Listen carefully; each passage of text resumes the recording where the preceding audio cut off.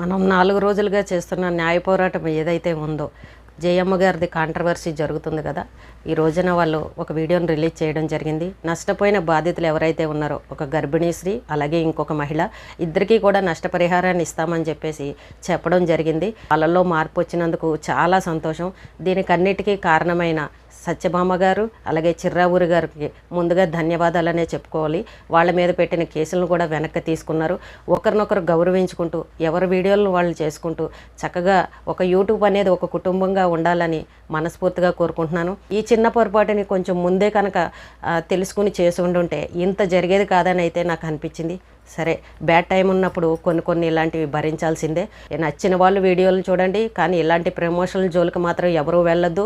అలాగే ఆడవాళ్ళు మీ డబ్బు విషయంలో చాలా జాగ్రత్తగా ఉండండి. ఇలాంటి వాళ్ళని నమ్మకండి. మనం చూసేంతవరకు కూడా మోసం చేసేవాళ్ళు మన వెనకాల ఉంటూనే ఉంటారు. కాబట్టి జాగ్రత్తగా